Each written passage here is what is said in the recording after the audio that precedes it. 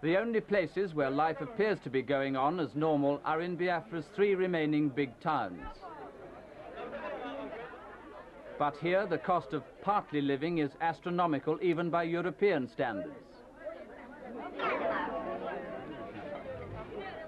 For about an ounce of the local substitute for salt, the cost is 7 shillings. The price of imported salt has gone up from 2p to £1 a cup. This small bit of meat costs 17 shillings. A bar of local soap has gone up from a few pence to 7 shillings.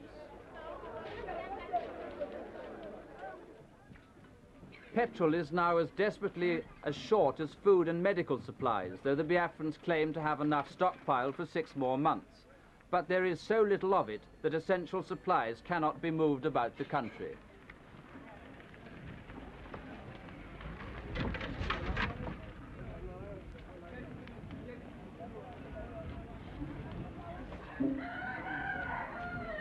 Come on and help the refugees. Help the refugees.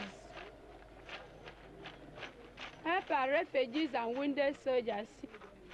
What happens next on the battlefield is going to depend very largely on whether General Gowan intends to push his federal forces into the Igbo heartland. There is some evidence that a growing number of federal soldiers are frightened to advance further. There are also some reasons for believing that by skillful use of ambush and guerrilla tactics, the Biafrans may be able to hold their present lines. Against this background, some observers believe that General Gowan will choose to halt the federal advance, will try to consolidate his present positions and aim at starving the Biafrans into submission.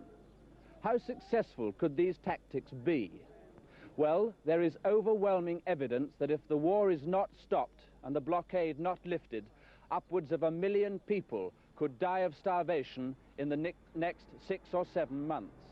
But even if this is allowed to happen, there is also ample evidence that the Biafrans will not submit. They have surely proved that they will die rather than be forced back into a Nigerian federation.